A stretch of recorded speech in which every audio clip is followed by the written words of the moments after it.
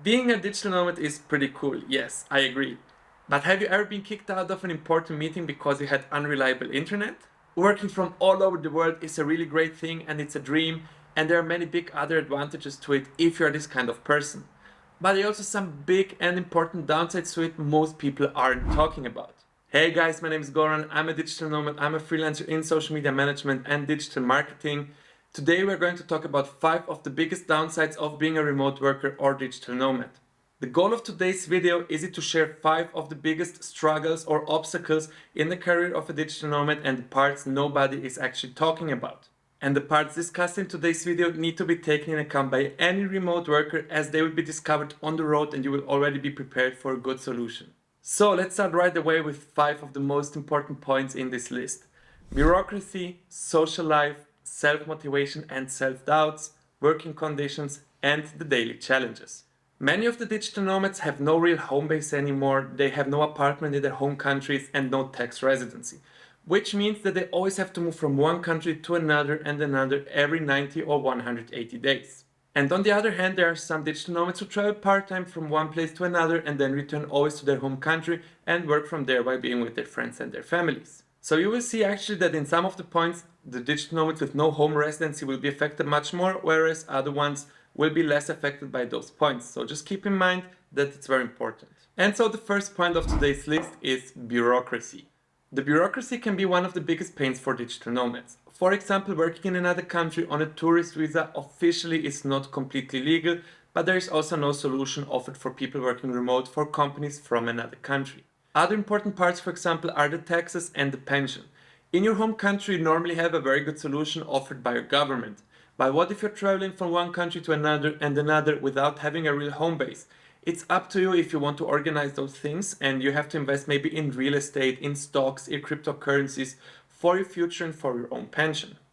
Another point is the social security network is not existing if you are a tourist wherever you go. This means if one day you are without any income, you will have to take care of yourself as you are not part of any social security system anymore.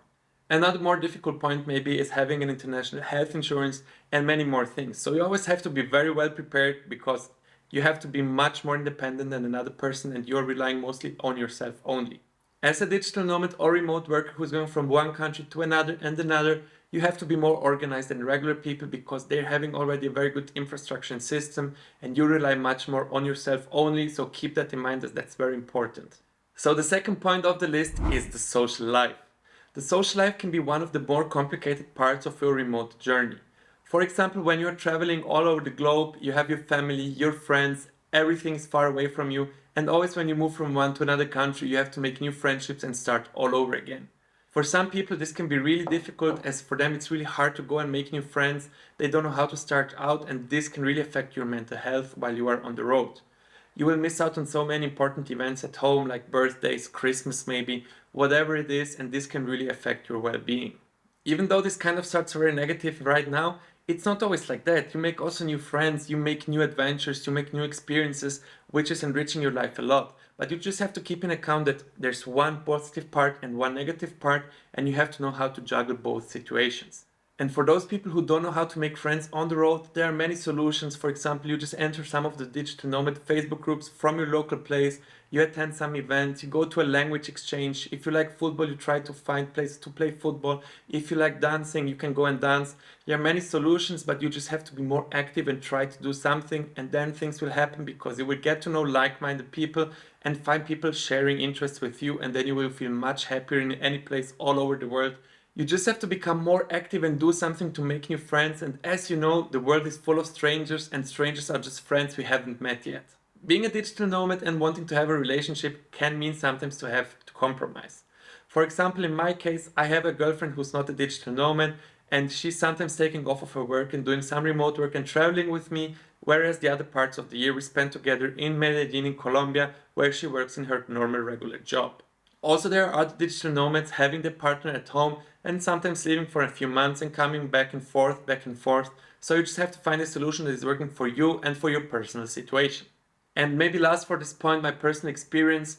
While you're traveling from country to country, some friendships will break apart, some friendships will become much better and much deeper. So things that have to go apart, will go apart. No worries about that. Your life will always move on, and the important persons will always stay in your life. That's always how it goes.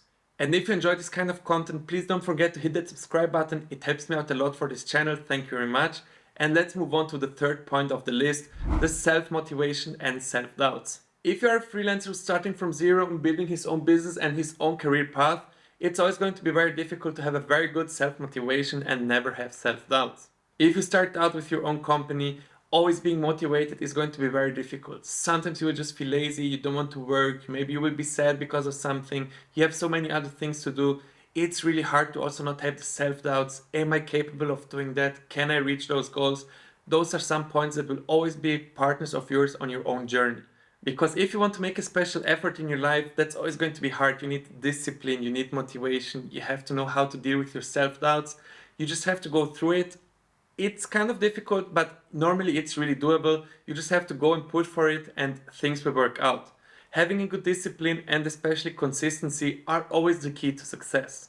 And all those points can affect your mental health as the financial and social security are coming in waves. They can be a little bit worse than, for example, in a regular job, but if you're doing very well as a freelancer, those topics won't affect you as much. That's more for the beginner stage, so keep that in mind. If you're currently relating to the things I'm explaining to you, things will become better by time, you just have to keep pushing. Even though this sounds maybe negative to you right now, but that's just the price you have to pay for some more freedom and flexibility, and trust me, if you've already had it once, it's totally worth it. You just have to find a way in the system to make it work for your own personality. You just have to always focus on your dreams, keep pushing and working hard for it, and things will work out, trust me. And maybe to offer you a small solution for this point, surround yourself with positive thinking people. People have already been through this process, like-minded people. They can help you grow, help you overcome the negative parts. And if the things work out, that's the best gift you can have in your own life. And the fourth point on this list are the working conditions. Nobody actually really wants to work from a hammock on a beautiful beach as it's way too hot, it's very bad for your back, you cannot focus, and probably the Wi-Fi is really shitty as well. People just like to do that to maybe post a nice picture on Instagram just for themselves and have a good time. But most people are working normally from co-working spaces or from their own Airbnb. One of the parts we love most as digital nomads is having a designated working desk where they just put a really bad wooden chair on a plastic table and you are really not capable to work for 5, 6 or 7 or 8 hours because your back is going to kill you after only 1 hour. Another important parts affecting the work of remote workers are unreliable electricity or unreliable internet. Imagine having 200 Mbits download rate on your internet and it's just so unreliable that sometimes you just get kicked out of a Zoom call in a very important meeting. That's really the worst case, you don't want that to happen. People need to feel very comfortable while working, and that's one of the biggest pains we have for finding a good apartment on Airbnb, as we need to be in a really comfortable space that we feel very well with ourselves to really be able to deliver the best work to our clients or just to our current employer. That's very important, and that's something we're really striving and looking for on Airbnb, for example. And I don't have to mention that working from a bed chair is going to be bad for your back, for your personal health. That's just not the best way to do it, and that's some struggles we have always while we are on the road and changing countries and destinations. Another important point is if you want to start out with your own business, you will have to put in a lot of work, lots of effort, because if you are building something from the bottom to get all the way up here, that's going to cost you work. Also in the beginning, if you start out as a remote worker, you will have to work a lot. If you're not already having a full-time position, you can do remote. You have to fight for the jobs, fight to make your dream work, but if you have it, you will enjoy it a lot and it's going to be worth it so much. So they say sometimes in the beginning, you go from your 9 to 5 to have the freedom and the flexibility you want to have to just be working 24/7.